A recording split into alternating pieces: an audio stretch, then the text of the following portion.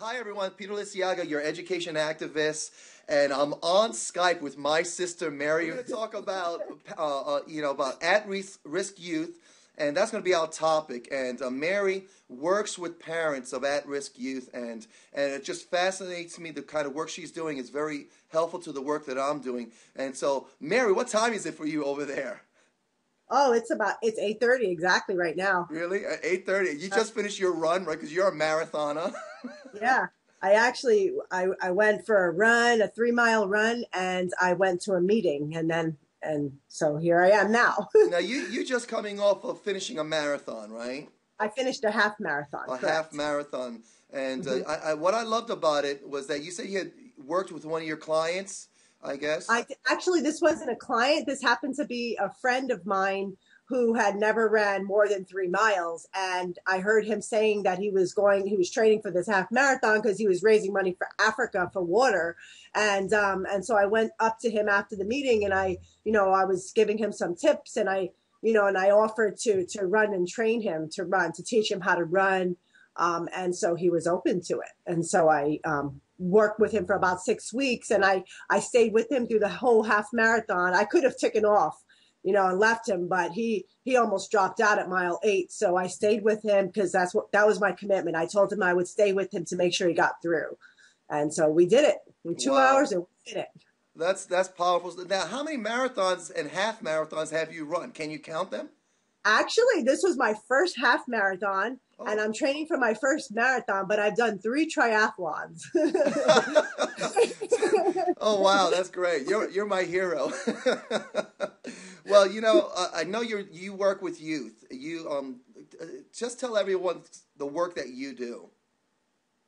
Okay, I work with the parents of at-risk youth. We work with parents who have kids who either have been in a residential or they're at risk of going into a residential. Now, they get to be at risk of going into residential because their behaviors are big, whether it's they're beating up people or they're cutting themselves or they're, just like they don't have they're not able to maintain in a school setting. And so they get into a therapeutic setting, which is not really academic. It's more behavioral. And then they're mixed with other kids who have big behaviors. So then they learn more behaviors. And so it's like this vicious cycle.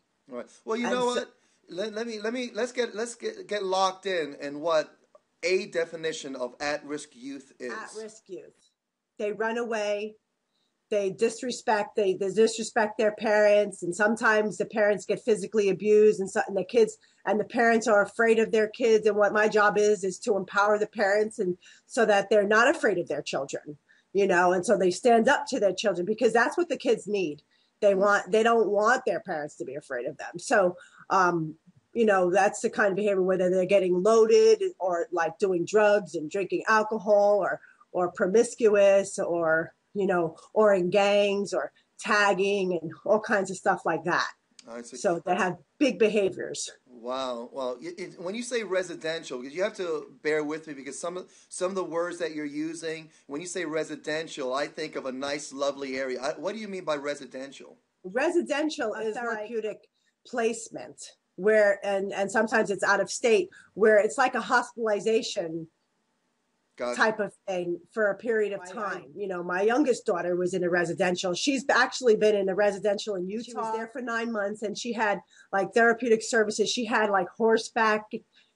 She rode horses for therapy because they use that as a therapeutic tool. Wow. And she had therapy once a week. She had swimming, like swimming is a therapeutic type of swimming twice a week also. And then they do these skill building things to help them learn how to work with other children and to how to get along and how they can work out their differences. And so it was kind of like camp, that particular one. But there are some that aren't very. She was in the one in Utah. She attacked one of the staff for no reason, and like she stabbed one of the staff twice and they had to have stitches. And so she ended up in a juvenile hall in Utah and then they wouldn't take her back there. So she ended up in Florida, that was a hard place for her to be. When I had went there for the initial intake with her, I was there for 5 hours and I almost didn't leave her because I watched a kid a big kid pushed down another kid and the staff just turned the other cheek. And I was just in shock. And I was like, oh my God, I'm going to leave my little girl here because she's really little.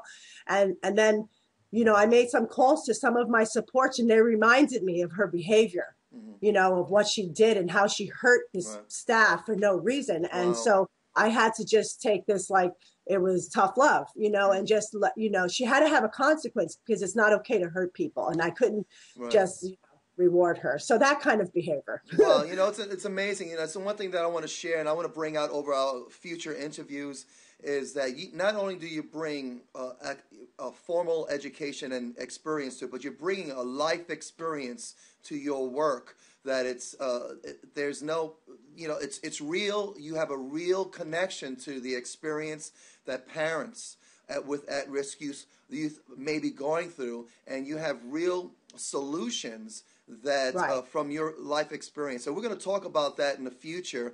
And so, what are some things now that are being done for parents of at-risk youth?